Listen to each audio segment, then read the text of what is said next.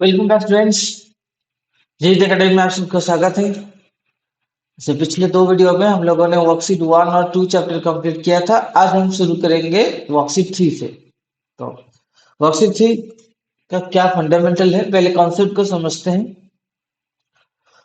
यहाँ पर दिया है right the following rational numbers in standard form. तो फर्स्ट ऑफ ऑल समझ लेते हैं स्टैंडर्ड फॉर्म क्या होता है। तो अगर कोई rational number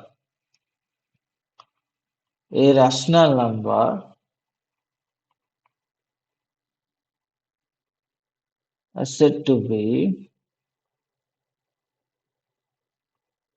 be in standard if P by Q does not have more than common factor 1. Does not have more than common factor 1 and Q must not be negative.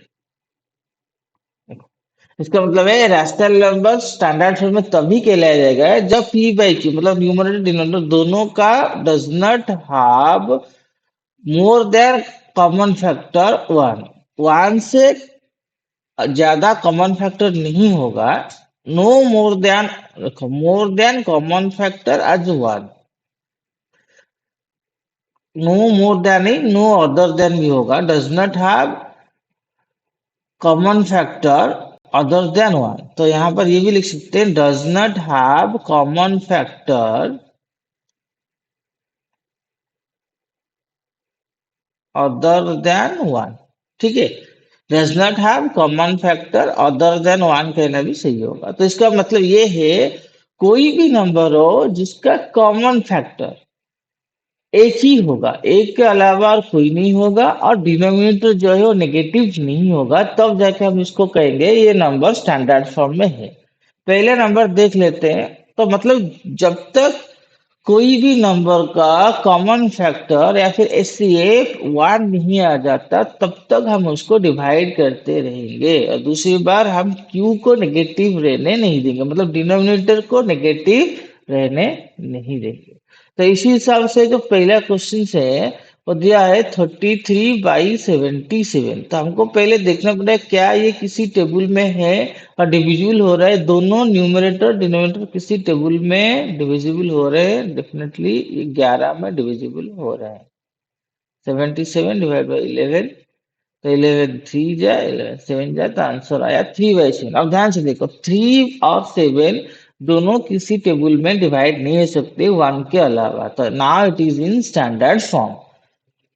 दूसरा question, तो 64/-20 पहले देखेंगे क्या ये कौन सी टेबल में divide हो रहा है। बिल्कुल 64 - 20 4 के टेबल में डिवाइड हो रहा है। 64 डिवाइड 4 -20 डिवाइड 4, तो ये आ जाएगा 64 या 16, ये हो जाएगा -5। तो डेफिनेशन को ऐड करो जरा। हमने लिखा था no other than common factor than 1 and denominator must not be negative, तो डिनोमिनेटर नेगेटिव नहीं होना चाहिए। तो इसीलिए जो माइनस को देखो यहाँ पर दोनों में एक ही माइनस है, तो इसको हम क्या कर सकते हैं, ऊपर ले जा सकते हैं। 16/5 भी लिख सकते हैं, कोई चेंजेस नहीं है। 16/-5 भी नेगेटिव है, -16/5 भी नेगेटिव है। तो यहाँ पर जस्ट एक ही चेंज किया हुआ, हमने जो माइनस था नीचे से ऊपर करवा लिया। जैसे ही माइनस को नीचे के ऊपर करवा लिया, अब ये स्टैंडर्ड फॉर्म कहलाएगा। ठीक है, now it is in standard form. अब थर्ड नंबर -27/-15, वो ऑटोमेटिकली माइनस माइनस कट गया, 27/15 आ गया। ठीक है, तो 27/15 आ गया। उसके बाद हम देखते हैं क्या किसी टेबल में डिवाइड हो रहा है। बिल्कुल डिवाइड हो रहा है, 27 डिवाइड 3 में डिवाइड हो रहा है, 15 3 में डिवाइड हो रहा है।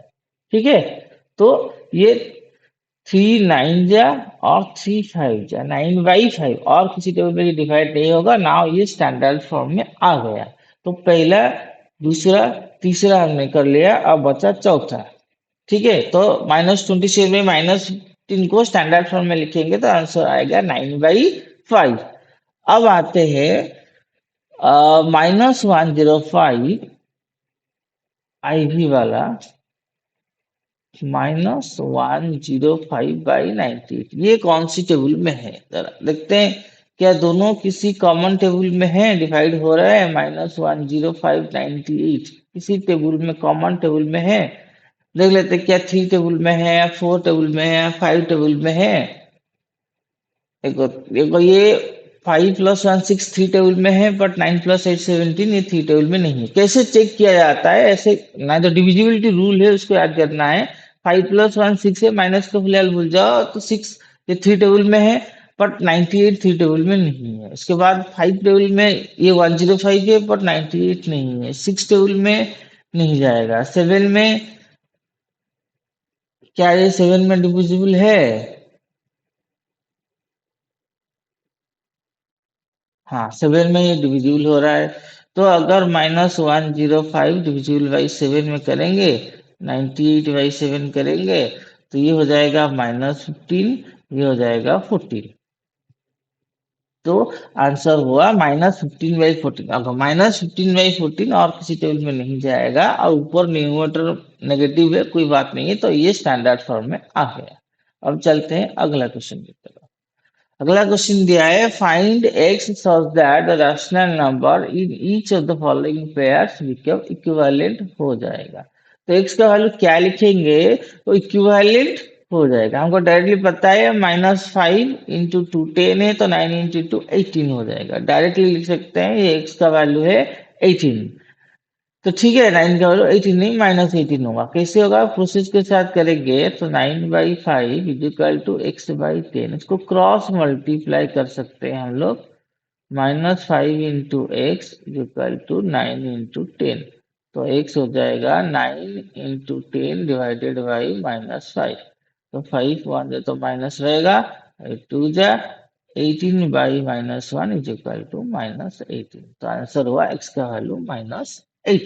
पहले नंबर का आंसर। उसी तरह दूसरा नंबर भी कर सकते हैं। देखो यहाँ पर जैसे 7 यहाँ पर दिख रहा है, 7 5 जा 35, बट -35 है, तो -5। ऊपर भी -5 इंटू करेंगे, 8 5 -18 -5 40, तो -40 होगा। देखते हैं आ रहा है नहीं आ रहा है। 8/7 = x/-35। उसी तरह क्रॉस मल्टीप्लाई करेंगे, 7 × x 8 × -35, तो x = 8 × -35 डिवाइडेड बाई 7, ये -5, 8 5 जा -40 हो गया आंसर। ये हो गया डबल आई। अब कोशिश करते हैं ट्रिपल आई।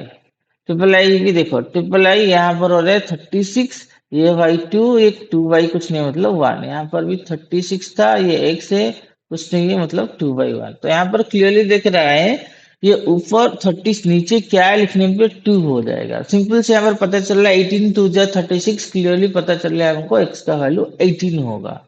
18 होगा तो कैसे होगा, 2 × x 36 × 1, x = 36/2 18। उसी तरह फोर्थ वन, फोर्थ वन दिया है x/6 = -13/1, तो x = -13 × 6 -78। तो यहाँ पर हो गया 2 नंबर खत्म। अब चलते हैं अगले नंबर की तरफ। अगले नंबर दिया है, check whether the following rational numbers in the standard form और नॉट। तो अगर नहीं है तो लिखना पड़ेगा। -3/19 ऑलरेडी पहला number, -3/19 already in standard form, ये स्टैंडर्ड फॉर्म में है। दूसरा 4/-7, देखो इसका कोई कॉमन फैक्टर नहीं है 1 के अलावा, बट ये माइनस नीचे है, इसीलिए इसको ऊपर लाना पड़ेगा। -4/7 अब हो गया स्टैंडर्ड फॉर्म। ट्रिपल आई 14/35, तो 14 को 7 में डिवाइड करेंगे, 35 को भी 7 में डिवाइड करेंगे, ये आ गया 2/5। अब ये स्टैंडर्ड फॉर्म में आ गया। और चौथा नंबर 8/-72, तो ऊपर माइनस ले जाते हैं, नीचे 72 लिख देते हैं, डिवाइड कर लेते हैं दोनों में 8 में, तो आंसर आ जाएगा -1/9। तो -1/9 हो जाएगा उसका करेक्ट आंसर। ठीक है, तो ये हो गया स्टैंडर्ड फॉर्म में। तो पहला वाला -3/19 स्टैंडर्ड फॉर्म में था, किसी टेबल में डिवाइड नहीं हो सकता। 4/-7 था, पहले हमने उसको -4/7 में कन्वर्ट किया। 14/35 2/5 आ गया। 8/-72 आ गया -1/9। ये हो गए सारे स्टैंडर्ड फॉर्म। अब करते हैं फिल इन द ब्लैंक्स। देखो फिल इन द ब्लैंक्स कैसे करेंगे, यहाँ पर दिया है 2/8। ये 2 से 8 हो गया, 7 से कितना होगा, देखो 2 से 8 जाने के लिए यहाँ पर इंटू 4 किया गया, तो 7 इंटू 4 कितना होगा 28। 2 4 जा 8, तो 7 4 जा 28। अब देखते हैं नीचे ये वाला 7 से हो गया 63, 7 से हो गया 63, कितना मल्टीप्लाई हुआ -9, तो ऊपर भी -9 इंटू करेंगे यहाँ तक, ये -9 इंटू होगा 2 -9 जा -18/-63। ठीक है, पहला वाला जो था 2 इंटू 4 था इसीलिए 8 हुआ, तो 7 इंटू 4 कितना होगा 28। उसी तरह जो second fill in the blank था, ये 2 इंटू -9 हुआ तो -18, इसी वजह से 7 इंटू -9 -63, ये होगा पहला नंबर। उसी तरह दूसरा नंबर, सेकेंड वाला पार्ट दिया है। ये देखो, ये -4 से +36 हुआ है, तो इसका मतलब -9 इंटू है, 4 9 जा 36, तो इसी तरह ये इंटू होगा -9, तो 9 9 जा 81, तो आंसर होगा -81। उसी तरह -4 से -84, तो कितना इंटू हुआ है 21, तो 9 में 21 इंटू होगा, खाली 21 कितना होगा 189। क्लियर, ये डबल आई -4 इंटू 9 हुआ -4 इंटू -9 +36, इसलिए 9 इंटू -9 इंटू हुआ तो -81। उसी तरह -4 में, सेकेंड वाले पार्ट में -4 में इंटू 21 हुआ -84, इसलिए नीचे 9 में इंटू होगा 21, तो कितना होगा 189। इसी तरह ट्रिपल आई में देखते हैं, ट्रिपल आई में दिया है -99 से 11 हुआ, तो डिवाइड हुआ कितना 11, 11 9 जा 99, तो 11 नहीं 9 में हुआ, 9 में डिवाइड हुआ, तो यहाँ पर नहीं तो यहाँ उल्टा कर सकते, 11 इंटू 9 99 हुआ, 11 9 जा 99 हुआ, तो -5 इंटू 9 कितना होगा 45, -45, क्योंकि -11 इंटू 9 -99 हो रहा है, उसी तरह -5 इंटू 9 -45 हो गया। इस तरह -5 से 105 हुआ ऊपर वाला पार्ट, तो कितना होगा -5 इंटू कितना इंटू करेंगे, तो 105 होगा, तो 21 -5 इंटू -21 इंटू किया है, तभी जाके माइनस इंटू माइनस प्लस हुआ है, तभी जाके क्या हुआ है प्लस हुआ है। तो सिमिलरली उसी तरह कितना इंटू करेंगे 11 में 21 इंटू करेंगे, तो ये कितना होगा -11